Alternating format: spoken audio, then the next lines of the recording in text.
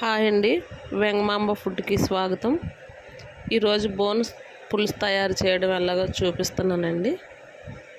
Stove వెలిగించుకొని ఒక గిన్నె పెట్టుకొని దాంట్లో వాటర్ వేసుకోవాలి. పసుపు ఒక స్పూన్ పసుపు కూడా వేసుకోవాలి. అందులో బోన్స్ వేసుకోవాలి. మొత్తం బోన్స్ అన్నీ కూడా వేసేసుకోవాలి.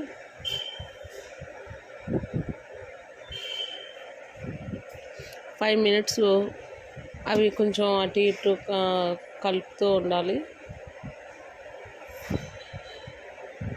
5 మినిట్స్ తర్వాత అవి తీసి శుభ్రంగా కడుక్కోవాలి.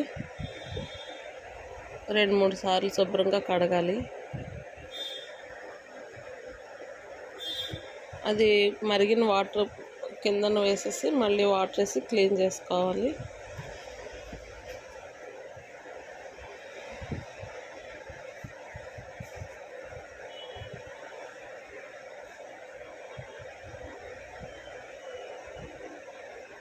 నేనైతే 2 సార్లు వాష్ చేశానండి.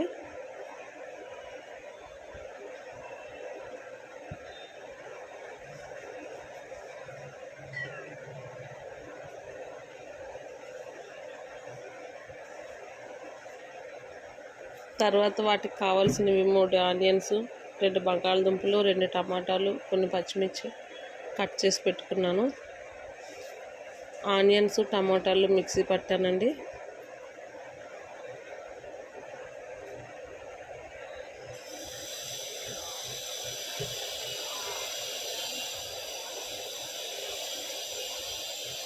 కళాయి పెట్టాను. స్టవ్ పైన 3 గరిటెలు ఆయిల్ వేసుకున్నాను.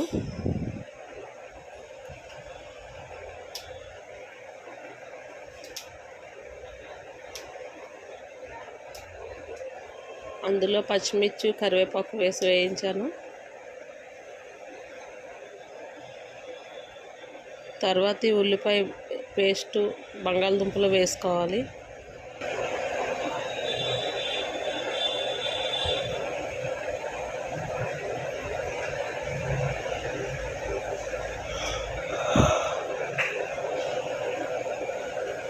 కొద్దిగా పసుపు వేసుకోవాలి. ధనియాల పేస్ట్, ఉప్పు, పసుపు, అల్లం వెల్లుల్లి పేస్ట్, గరం మసాలా వేసుకొని కలుపుకున్నాను.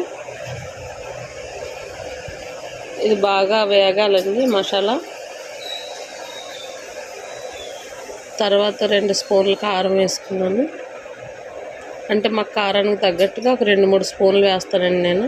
మీ కారానికి సరిపడగా మీరు ఎలా అయితే అలా వేసుకోండి.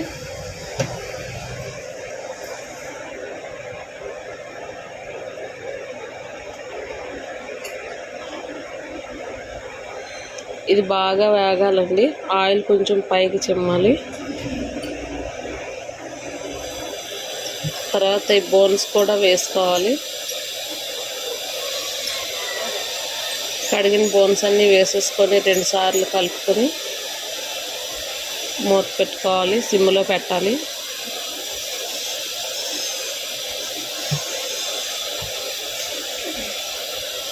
ఈ లోపల కొద్దిగా చింతపండు నానబెట్టుకోవాలండి.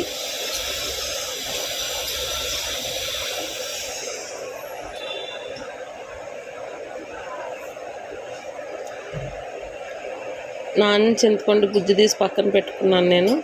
అది దానికి సరిపడగా వాటర్ పోసి పులుసు తయారు చేసి వేసానండి.